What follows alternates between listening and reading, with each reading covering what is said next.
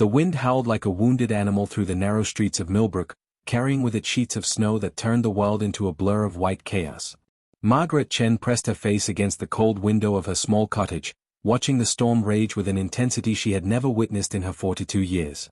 The old wooden sign for her bakery swung violently on its hinges, creaking against the assault of nature's fury.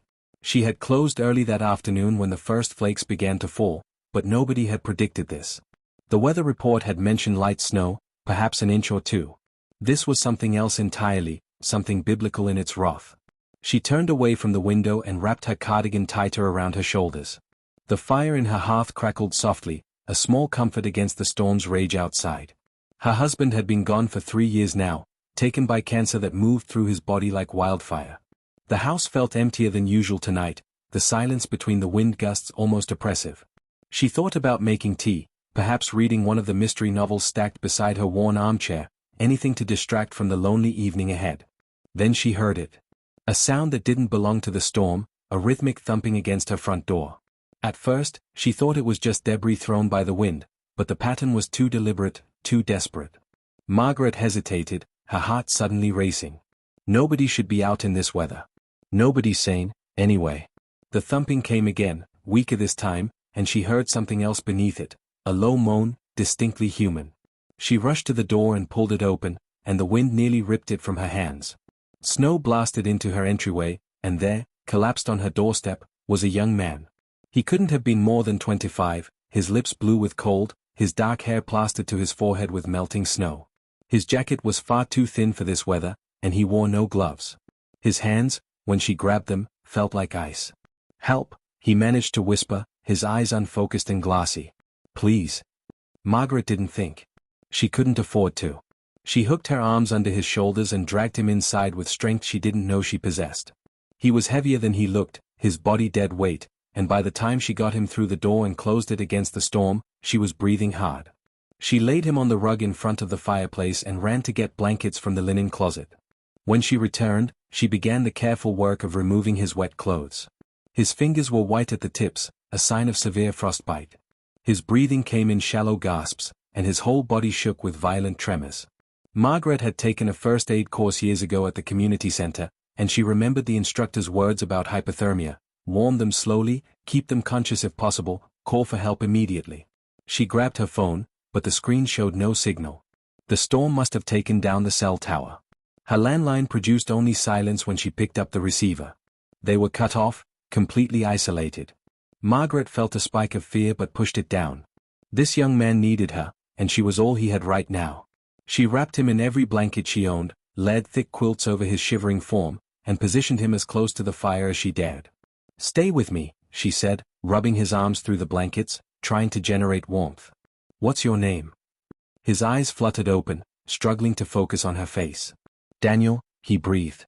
Car broke down. Tried to walk. "You're safe now," Margaret assured him, though she wasn't certain of anything anymore. "Just stay awake, Daniel. Keep talking to me." Through the night, she worked to save his life, never imagining that this single act of mercy would transform her quiet existence into a nightmare of judgment and suspicion.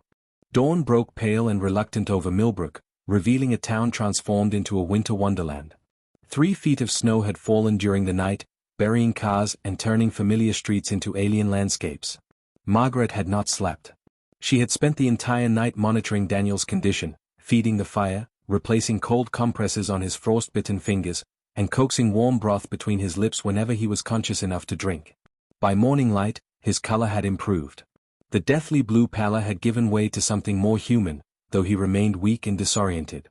He drifted in and out of consciousness, mumbling about his grandmother in Portland, about how he had been driving to see her when his car's engine died on the rural highway outside town. Margaret listened to these fragments of his story and pieced together what had happened. He had made a terrible choice in the storm, abandoning his vehicle to seek help on foot. He had been lucky to find her house before the cold claimed him completely. The power had gone out sometime around 4 in the morning, but Margaret's fireplace kept the cottage warm. She made coffee on the gas stove and was sipping it when she heard the first sounds of activity outside. Snow plows rumbled down Main Street, their orange lights flashing through her windows. The town was waking up, assessing the damage, beginning the work of recovery. Margaret glanced at Daniel, still sleeping peacefully by the fire. She should let someone know he was here. The moment the phones came back up, she would call the police station to report that she had found him, that he was safe. It was all perfectly innocent, perfectly reasonable. She had saved a life, nothing more. But even as she thought this, a small voice in the back of her mind whispered a warning. Millbrook was a small town, the kind of place where everyone knew everyone else's business. The kind of place where appearances mattered almost as much as reality. She was a widow living alone, and Daniel was a young, handsome stranger. She pushed the thought away, angry at herself for even considering it. This was the 21st century, not some Victorian melodrama. People were reasonable. They would understand. The first knock came around 9 o'clock. Margaret opened the door to find Rachel Morrison, her neighbor from 2 houses down, standing on the freshly shoveled walkway with a concerned expression. "Margaret. Thank God you're all right," Rachel said, her eyes already scanning past Margaret into the house. "We were worried when we didn't see your lights on last night. I wanted to check on you." "I'm fine, Rachel. The power went out, but the fireplace kept me warm." Margaret kept her voice casual, but she noticed Rachel's gaze had fixed on something behind her. She turned and realized that from this angle, Daniel was clearly visible on the floor, wrapped in blankets. Rachel's expression shifted almost imperceptibly. "Oh, you have company?" "I found him collapsed on my doorstep during the storm," Margaret explained quickly. "He was suffering from hypothermia. I couldn't get through to emergency services, so I did what I could to help him." "I see." Rachel's tone had cooled by several degrees. "That was very charitable of you. What's his name?" "Daniel. He's from out of town. His car broke down on the highway." Rachel nodded slowly, her lips pressed into a thin line. "Well, you should probably call the police now that the phones are working again. Let them know you have him here." There was something in the way she said "have him here" that made Margaret's stomach tighten. "Of course. I was planning to do that this morning." "Good. Good." Rachel took a step back. "I should let you get to it then. I'm sure people will be relieved to know he's been found." After Rachel left, Margaret stood at the door for a long moment, watching her neighbor hurry back down the street. The woman pulled out her phone before she even reached her own driveway. Margaret closed the door and leaned against it, that warning voice in her head now screaming. She recognized the look in Rachel's eyes. She had seen it before, years ago, directed at other people in other situations.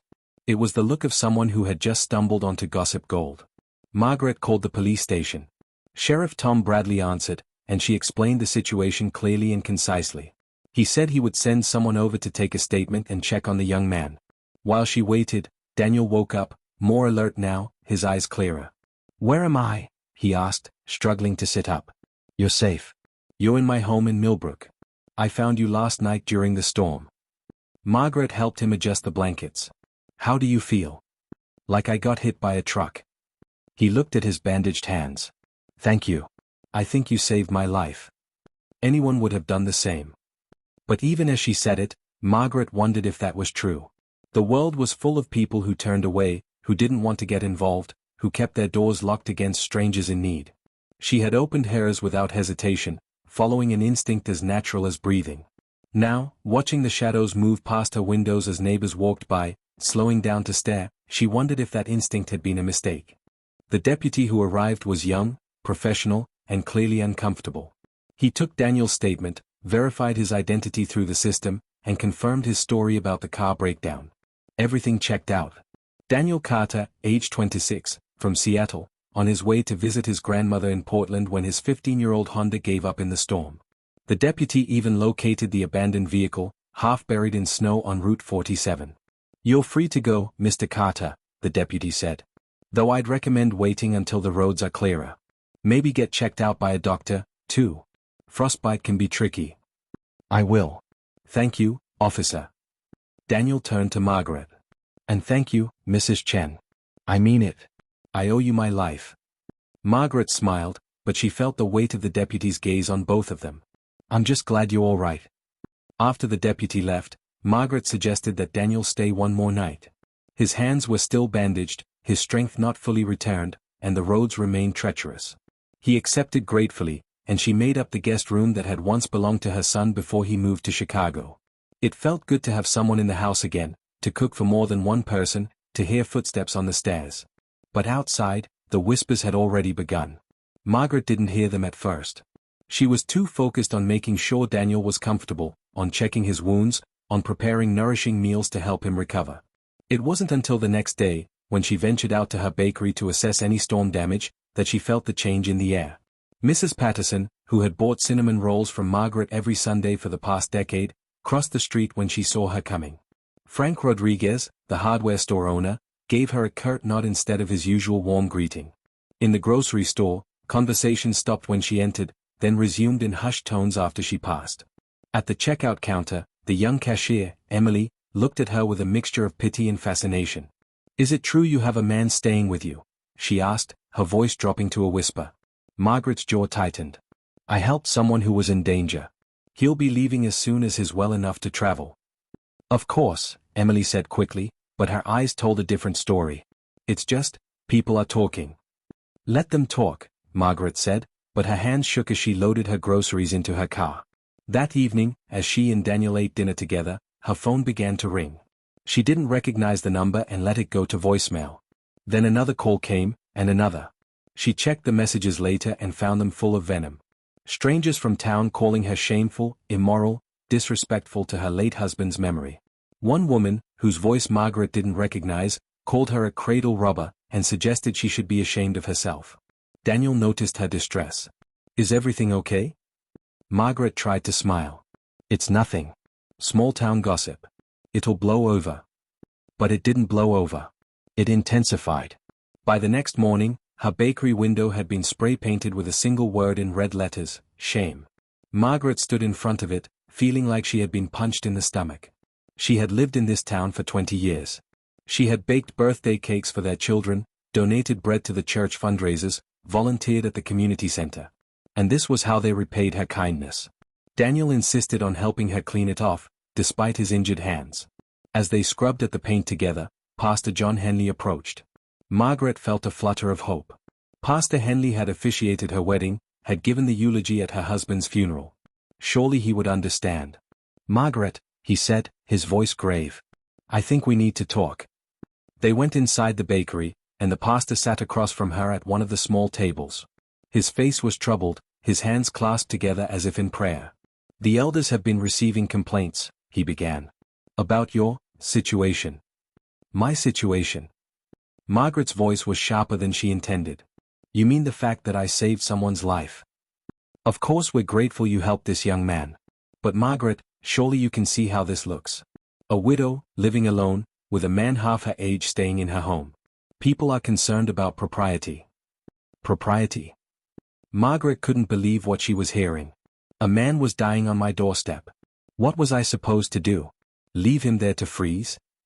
No, of course not. But once the authorities were notified, perhaps it would have been better to have him stay elsewhere. The hotel, or...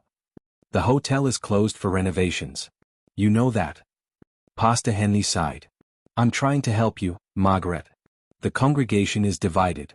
Some people are defending you, but others, they're calling for your resignation from the church committee. They're saying this reflects poorly on our community values." Margaret felt tears burning in her eyes, but she refused to let them fall. "So helping someone in need goes against your community values?"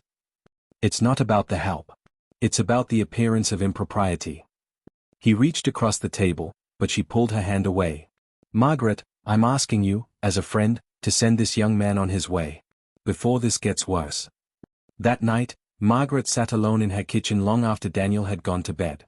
She thought about Pastor Henley's words, about the spray-painted window, about the poisonous phone calls. She thought about the life she had built here, now crumbling around her because she had chosen compassion over caution. And for the first time since her husband died, Margaret Chen felt truly, utterly alone. Daniel left 2 days later, his hands healing but his conscience heavy with guilt. He stood in Margaret's doorway with his backpack slung over his shoulder, his face etched with remorse.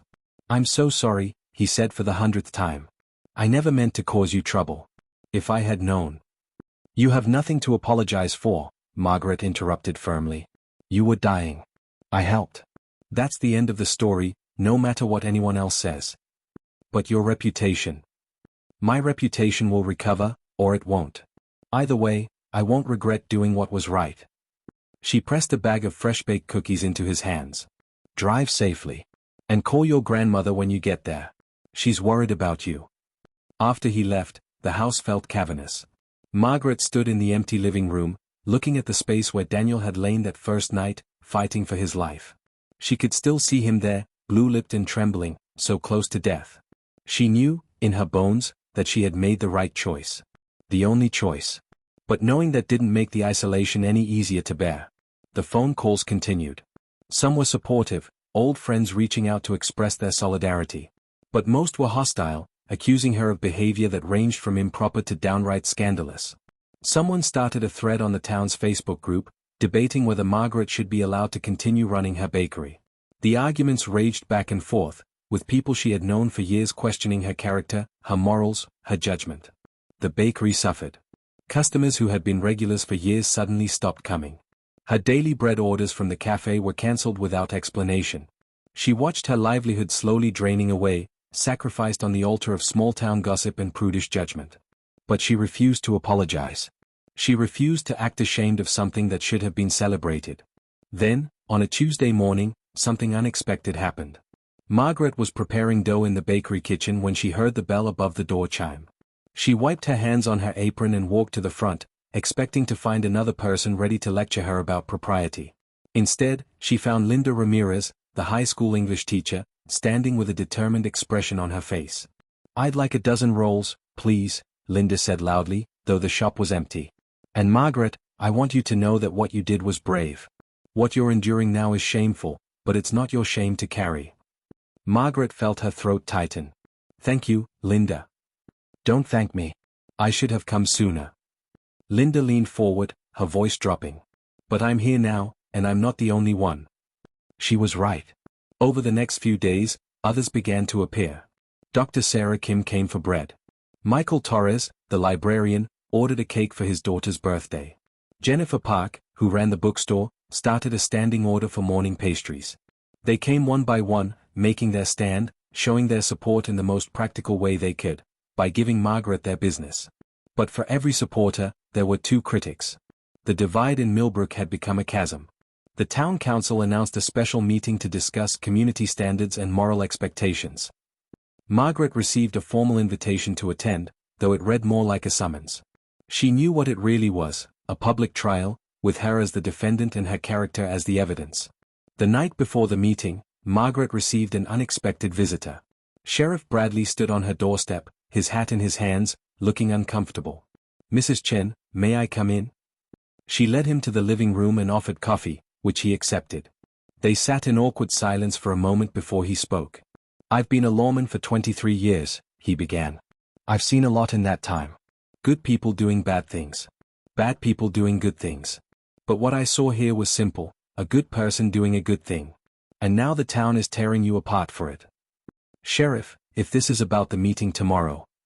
It's not official business. I'm here as a concerned citizen, I guess." He set down his coffee cup. "My daughter, she was in a car accident 5 years ago.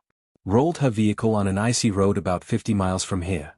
A stranger pulled her out before the car caught fire. A man she'd never met, who risked his life to save hers. I never forgot that. I never will." Margaret felt tears pricking her eyes. "What are you saying?" "I'm saying that stranger could have driven past. He could have told himself it wasn't his problem, that he didn't want to get involved. But he didn't. He stopped. He helped. And because of him, my daughter is alive today. She's getting married next spring." His voice cracked slightly. "So when I see what this town is doing to you, for doing the same thing that stranger did for my family, it makes me sick." "Thank you, Sheriff. That means more than you know." He stood to leave, then paused at the door. "Tomorrow, at that meeting, they're going to try to make you feel small. They're going to try to make you apologize for being human. Don't let them." He put his hat back on. "And Margaret? You're not alone. More people support you than you realize. They're just scared to speak up." After he left, Margaret sat in the darkness, thinking about his words. She thought about her late husband, about what he would have said if he were here. She knew the answer. He would have told her to stand tall, to fight for what was right, to never apologize for compassion. He had been that kind of man, principled and stubborn. She had loved him for it. Now she would honor his memory by being the same kind of woman. Tomorrow, she would face the town council. Tomorrow, she would face her accusers. But tonight, she allowed herself to feel the full weight of what she was enduring, to grieve for the community she thought she knew, to mourn the illusion of safety that had been shattered by a single act of mercy. The town hall was packed to capacity. Every seat was filled, and people lined the walls, standing room only. Margaret walked down the center aisle feeling every eye on her, hearing the whispers that followed in her wake like a toxic trail. She held her head high, her hands steady despite the trembling in her chest. She had dressed carefully for this moment, choosing the navy suit she had worn to her husband's funeral, armor against the judgment she knew was coming. The council sat at a long table on the raised platform. Mayor Patricia Drummond presided, her face carefully neutral. Beside her sat council members Margaret had known for years: George Hutchins, who had praised her apple pie at every 4th of July picnic; Susan York, whose son's wedding cake Margaret had baked; David Chen, a distant cousin by marriage who had always greeted her warmly at family gatherings. Now they looked at her with expressions ranging from discomfort to outright hostility. Mayor Drummond called the meeting to order, and the room fell silent. "We're here tonight to address concerns raised by several members of our community regarding recent events involving Mrs. Margaret Chen. Mrs. Chen, you've been invited to speak on your own behalf." Invited. What a gentle word for what this really was. Margaret stood, her legs solid beneath her, and walked to the microphone. She looked out at the crowd, seeing familiar faces twisted with judgment, but also seeing others: Linda Ramirez, sitting in the front row; Dr. Kim, standing against the back wall; Sheriff Bradley, positioned near the door. Allies in a sea of accusers. "Thank you, Mayor Drummond," Margaret began, her voice clear and strong. 2 weeks ago, during the worst storm this town has seen in decades, a young man collapsed on my doorstep. He was suffering from severe hypothermia. He was dying. I brought him inside. I warmed him. I saved his life. These are the facts. Everything else is fiction, created by people who seem to believe that kindness becomes something sinister when it crosses certain arbitrary lines. A murmur rippled through the crowd. Someone shouted, "What about decency?" Margaret didn't flinch. "Decency," she repeated. "Let me tell you about decency. Decency is helping someone in need without asking what it will cost you. Decency is choosing compassion over comfort. Decency is not abandoning someone to die because you're worried about what the neighbors might say." "But the appearance," George Hutchins interjected. "The appearance." Margaret's voice rose, sharpened by anger she had been holding back for days. "A man nearly died. That's not an appearance. That's reality. The only thing that should have mattered was saving his life. Instead, this town has spent 2 weeks destroying mine because I didn't let propriety kill him." Pastor Henley stood up from his seat in the audience. "Margaret, no one is saying you should have let him die. But surely you can see that having an unrelated man, a young man, staying in your home overnight created an inappropriate situation." "Inappropriate?" Margaret turned to face him. "What exactly do you think happened, Pastor? Do you think I seduced a man with frostbite? Do you think he was overcome with passion while fighting hypothermia? Or is the problem simply that I, a widow, dared to be in the presence of a man without a chaperone?" Her voice dripped with sarcasm. "It's 2025, not 1825. I am not Hester Prynne, and you are not Cotton Mather." The crowd erupted. Some people applauded. Others shouted in protest. Mayor Drummond banged her gavel repeatedly, calling for order. When the noise finally died down, a voice emerged from the back of the room. "Let me speak." Daniel Carter walked down the aisle, and the crowd parted for him like the Red Sea. Margaret's heart sank. She hadn't expected this. He reached the front and turned to face the assembly. "My name is Daniel Carter. I'm the man Mrs. Chen saved. I drove 4 hours back here today because someone needs to tell you people the truth." His voice was strong, angry, filled with a righteous fury that silenced the room. "I was dead. Do you understand that? When Mrs. Chen found me, I had maybe 20 minutes left before the cold would have shut down my organs. I could barely breathe. I couldn't feel my hands or feet. I was hallucinating. And this woman, this incredible woman, dragged me into her home and spent the entire night keeping me alive." He held up his bandaged hands. "She saved these. She saved me. And your response is to punish her? To shame her? What kind of community does that? What kind of people are you?" "Young man," Mayor Drummond said, "we appreciate your gratitude, but..." "But what?" "But you're more concerned with gossip than with human life." Daniel's voice echoed through the hall. "Let me make something absolutely clear, since apparently, I need to spell it out for you. Nothing inappropriate happened. Mrs. Chen treated me with complete professionalism and dignity. She gave me blankets, warm food, and medical care. She asked nothing in return. She expected nothing in return. She was simply a good person doing the right thing. He walked closer to the council table. You know what's really inappropriate? This meeting. This inquisition. Treating a hero like a criminal because your minds are so small, so petty, that you can't imagine kindness without suspicion. He turned to Margaret, and his eyes were bright with unshed tears. I will be grateful to you for the rest of my life. And I will never forget that the town you saved me and tried to destroy you for it. The silence that followed was absolute. Then, slowly, Linda Ramirez stood up. She began to clap. Dr. Kim joined her. Then Michael Torres. Jennifer Park. Sheriff Bradley. One by one, people rose to their feet, applauding. Not everyone, not even half the room, but enough. Enough to matter. Mayor Drummond looked flustered. She conferred with the other council members in whispered tones. Finally, she spoke into the microphone. This council finds no evidence of wrongdoing by Mrs. Chen. This matter is closed. It wasn't an apology. It wasn't an acknowledgement of the harm they had caused. But it was over.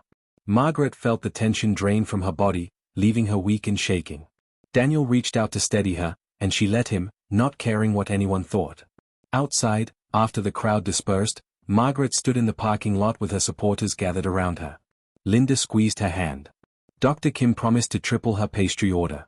Sheriff Bradley tipped his hat. But it was Daniel who spoke the words she needed to hear. You changed my life, Margaret. Not just by saving it, but by showing me what real courage looks like. You stood up there and refused to apologize for being human. You fought for what was right, even when it cost you everything. Not everything, Margaret said, looking at the people around her. I lost some things. But I learned what I still have. 3 months later, Margaret's bakery was thriving again. Not everyone had come back, some bridges had burned beyond repair, but new customers had found her, drawn by the story of the woman who chose compassion over conformity. Daniel visited regularly on his drives between Seattle and Portland, bringing his grandmother to try Margaret's famous cinnamon rolls. The town remained divided, some people still crossing the street when they saw her coming, but Margaret no longer cared. She had learned the hardest lesson of her life, that doing the right thing doesn't guarantee reward, that saving someone doesn't mean you'll be saved in return, and that sometimes the cost of your principles is everything you thought you couldn't live without. But she had also learned that she was stronger than she knew, that true friendship reveals itself in crisis, and that she could survive judgment and emerge with her integrity intact. The scandal that had threatened to destroy her had instead refined her, burned away everything false, and left only what was real. She had taken a dying stranger into her home to keep him warm, and in doing so, she had kindled a fire in herself that no amount of small-town gossip could ever extinguish.